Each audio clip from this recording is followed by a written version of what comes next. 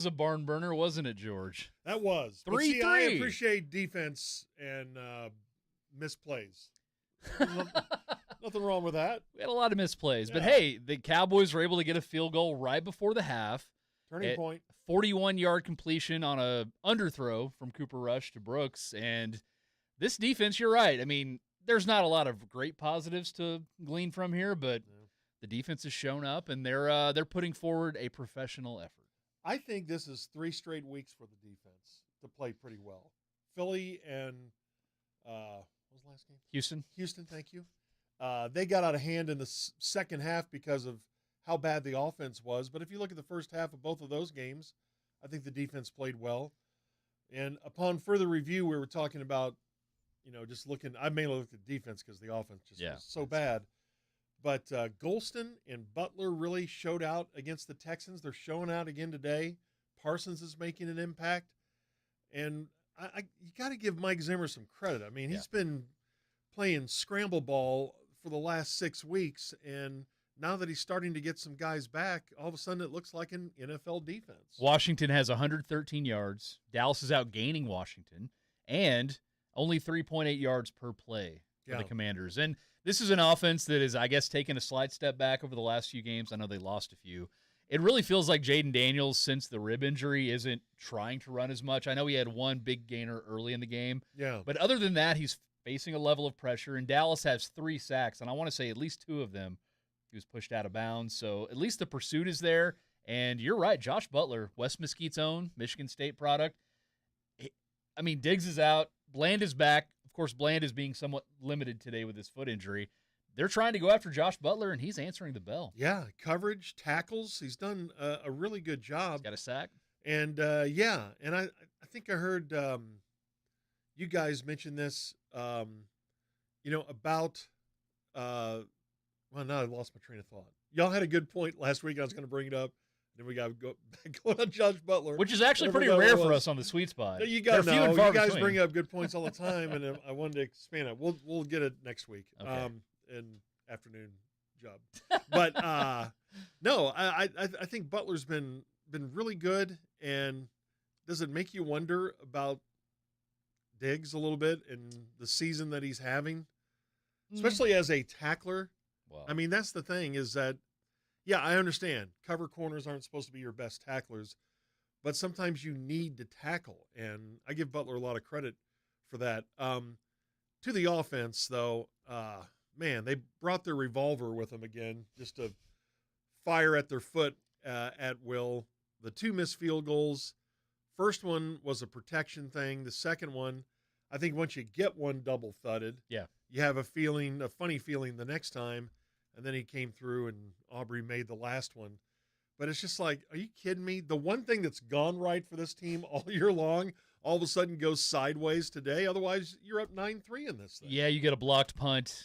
We were joking as we watched it. They were at their own 14-yard line. We're like, will we see a fake today? I don't know. But you're right. I mean, this offense isn't good. They're 1 of 6 on third down. I will give Cooper a level of credit because at least he's getting the ball out quickly. Yeah. Schoonmaker has caught a few passes. I like that at least on their early drives, they were trying to get CeeDee Lamb the ball simply by putting him in the backfield, putting him in motion. We need to see more of that.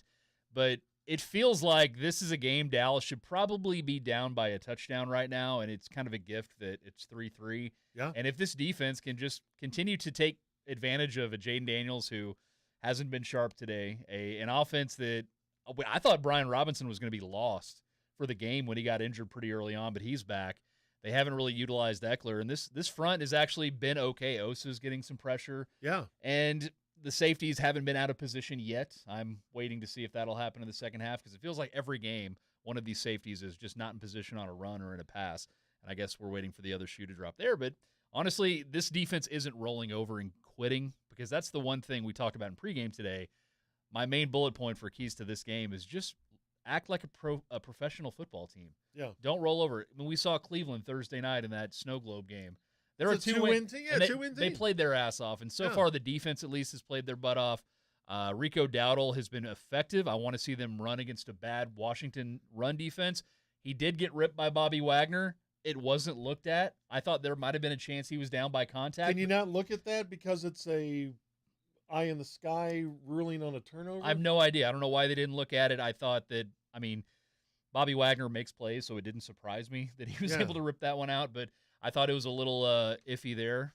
But otherwise, look, this is a game we all thought Dallas would lose by double digits, and it's tied at the half, and we'll just see what happens. And am I expecting good things in quarters 3 and 4? No, I am not. No. But at least we Why got would you? a half of boring but feisty football from the Cowboys defense. I don't mind it. I don't mind the defensive battle every once in a while. And before that blocked punt, by the way, Dowdle runs for what I thought was 8 on 2nd and 7. They gave him 6. What a crazy spot that was. Yeah, and then Zeke. And number one, why do you bring in Zeke after Dowdle just rips off an 8-yard run, what we thought was? Turns out it's a 6-yard run. Yeah. Terrible spot. I don't want a 3rd and 1. If you're Mike McCarthy, why wouldn't you? I'm sorry. That's how this offense is now. I would challenge a 3rd and 1 spot. Right. Yeah. I don't know. And they have the timeouts to do it, too. And then it ends up you get your punt blocked and the wheels fly off. This game is there for the taking. And I went into it hoping that they lose the rest of them and let's play for the number 1 pick. Well, the Giants are getting housed right now by Tampa Bay, and that's your Thanksgiving. I know, but they'll come back and maybe beat the Cowboys on Thanksgiving. I don't know. It's where you get once you get to 3 and 6. You're not really sure what you're watching or what you're rooting for. I'm rooting for losses. I want draft position. A top 5 pick is very attainable right now. But then you see a game at 3-3 and you're thinking, okay, I don't want to talk about another loss tomorrow. Let's talk about a win. And what are they doing goofing off and winning a game? I don't know. Give me something different than what we've seen the last 5 weeks. Real quick, what do you think of Cliff's game calling for Washington? Odd. Yeah. And I think they brought up a really good point there at the end. Olsen did about, that's the one thing about, oh no, we always line up McLaurin on the left side. He's your best weapon. Why wouldn't you move him all over the place? That makes no sense.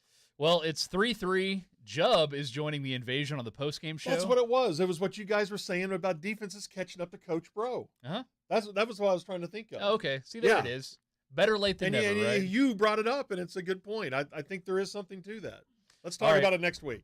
Next week, and postgame Jubb with the invasion, and it's time for unlimited enchiladas. It is. Unlimited enchiladas, and I apologize. This was the worst halftime